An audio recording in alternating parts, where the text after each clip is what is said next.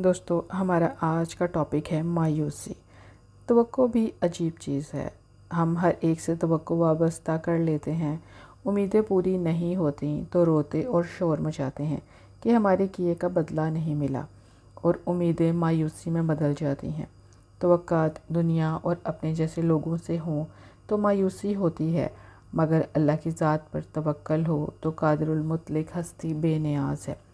بندے کے لیے جو شے خیر ہے اس کے مطابق عطا کی جاتی ہے۔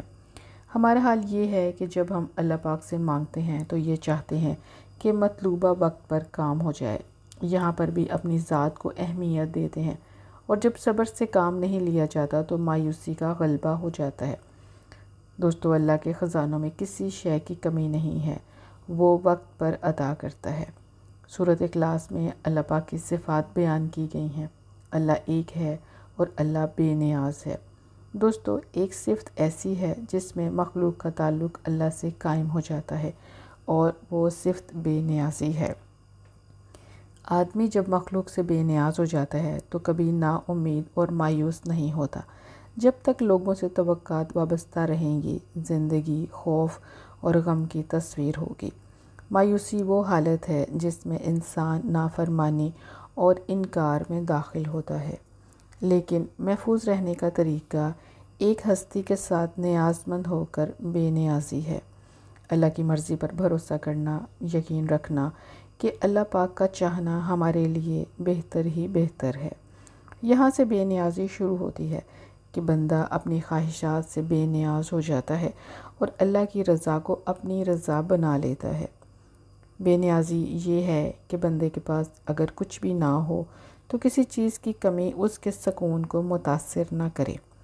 اولیاء اللہ کی زندگی پر غور کیا جائے تو سمجھ آتا ہے کہ فقیر وہ نہیں جو ساز و سامان سے خالی ہو، بلکہ فقیر وہ ہے جس کا دل اللہ پاک کے علاوہ ہر آرزو اور تمنا سے خالی ہو۔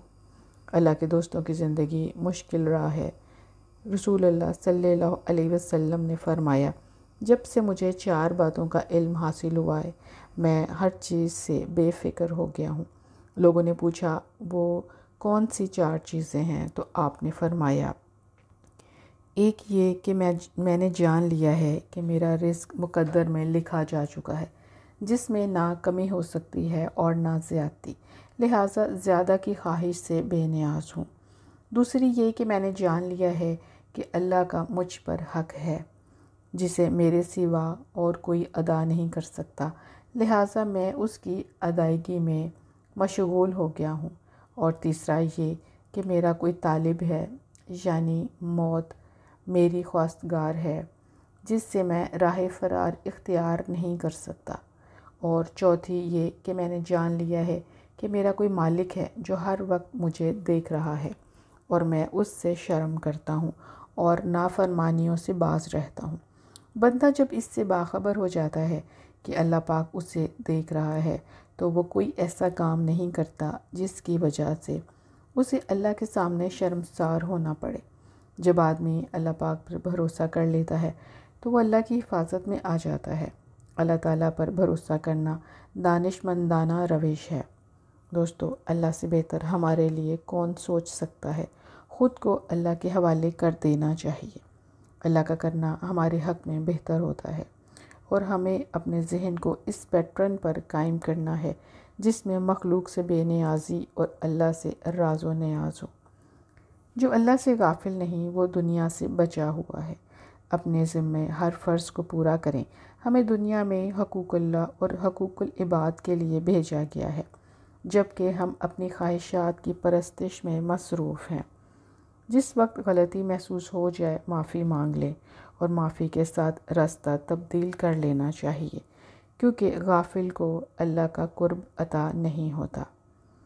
اللہ پاک ہم سب کو ہدایت عطا فرمائیں، آمین۔